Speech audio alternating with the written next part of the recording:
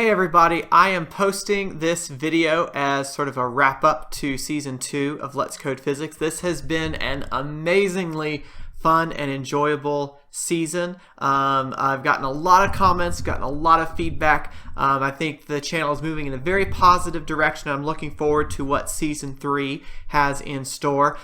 This is the end of my spring semester, the beginning of summer. I've got some new things coming up this summer that will take a little bit of time to adjust to, so I don't want to be trying to push out content regularly while some life changes are happening, but did want to sort of wrap things up today.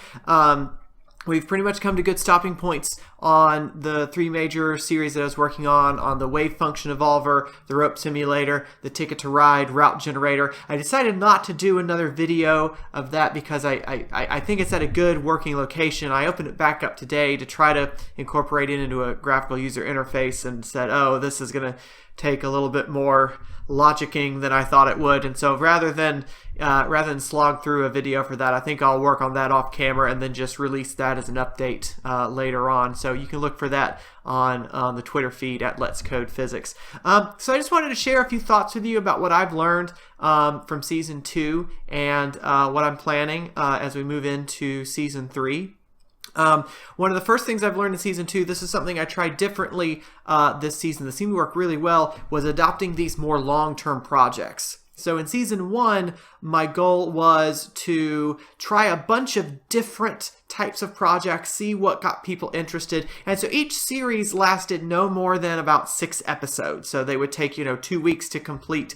They'd be nice and tidy. We could do more with them, but it was, we built the code, we got some results, and then we moved on.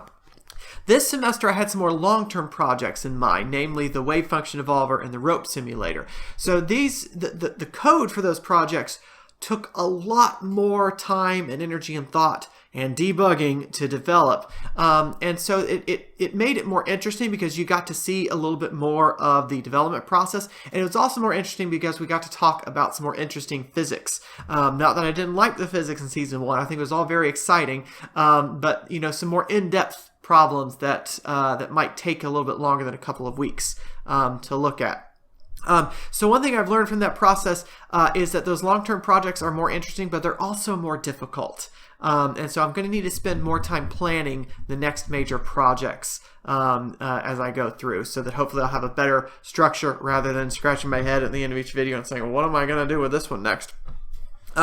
The other major thing I've learned this semester is that I need to do more video game related series. The FTL series was a huge success. Thank you to everybody from Reddit who came and visited the channel and who left comments both on Reddit, on the video. Thank you for those of you who subscribed. We definitely saw an uptake in subscribers when the FTL videos were going on. So I'm going to be looking for more opportunities for projects like that, maybe even turn that into a major project rather than just a fun project.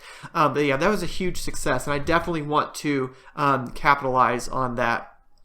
And then just to close out, I want to talk to you about a few things that I'm thinking about / planning. One of the things I'm thinking about is how to move forward with my Twitter presence. Currently, I have 2 major accounts on Twitter that I don't really do a whole lot with. I want to do more on Twitter, but I feel a little bit paralyzed because I have my Let's Code Physics account where I announce the videos that come out each week, where I share sort of the top comments or try to share interesting articles, and then I've got my personal / professional account at W. Brian Lane, and that's where if I find an interesting physics article, I'm more likely to share it there or contribute to a conversation on physics education or something.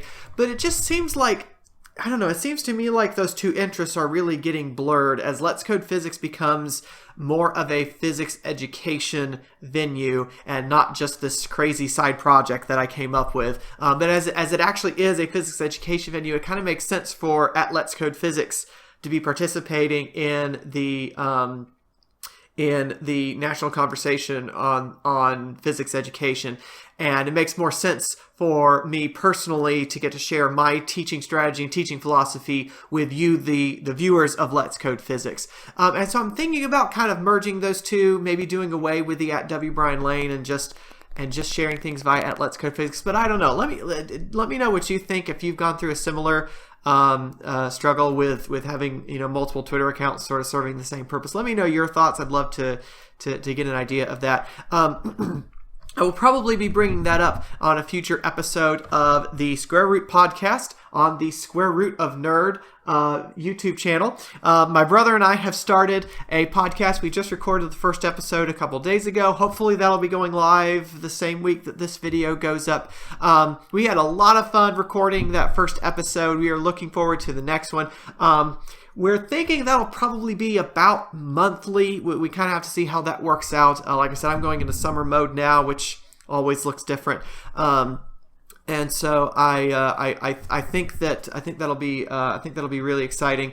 The way I described it on the podcast is, if you enjoy the tangents that I go on and that my brother goes on our YouTube channels, the podcast is now the place where we focus on and talk about those tangents, right? So things like new movies that have come out, things like new teaching strategies, new video games that are coming out, things like that. So if you enjoy our personalities, if you feel like you would like to see us in a room talking to each other and talking with you, then please head on over to Square Root of Nerd. You can find it on YouTube as Square Root of Nerd, and on Twitter @SquareRootNerd, on that one. I do have an idea. I mentioned major projects earlier. I do have an idea for the next major project I want to do on this channel. It's going to take some preparation over the summer because I'm going to have to learn a new programming language in order to do it. And so I'm going to take some time over the summer to learn this new language. If I can come up with a mini project along the way for me to do while I learn it, I'll post some videos about that. But that's why I'm thinking that the next major project probably won't come out until fall, when I feel like I'm ready to sort of officially launch the next major project, because I don't want to be learning the new language as I'm working on the major project. I want to practice and kind of get my feet wet with the language and then launch the major project. I want to do this thing right because I think it's going to be really, really exciting. I think just about anybody who's ever wandered onto this channel is going to be interested in this project. I think it's going to be great.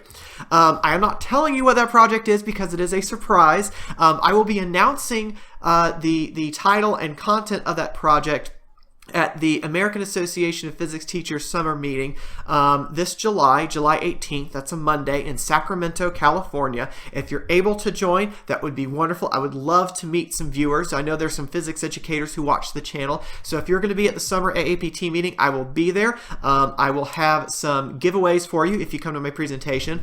I'll give you one even if you don't come to the presentation. If you come up to me and say, "Oh, you're the Let's Code Physics guy," I'll gladly give you a little treat to help promote the channel. But I'm going to be presenting about Let's Code Physics in session AC. That's the morning of Monday, July 18th. So come, I'd be glad to meet with you. We can go out to lunch together or something. And again, at that presentation, I will be announcing my next major project. So you, dear viewer, can be one of the first people on the internet to know what the next major project is at the AAPT summer meeting. So thank you again. I know I say this every episode, but thank you so much for watching. I know that this YouTube channel is kind of a new project. There's a few other folks out there doing Let's Code videos. I'm really excited to see the genre grow. Hopefully at some point soon we can maybe coordinate something together, like maybe a subreddit or something like that. But I do thank you for watching. I hope you've been entertained. I hope you've been able to enjoy what you see and learn a little bit about physics, a little bit about programming, and just a little bit about what it's like to be in the mind of a physicist. So again, thanks so much. I will see you next time. Bye-bye.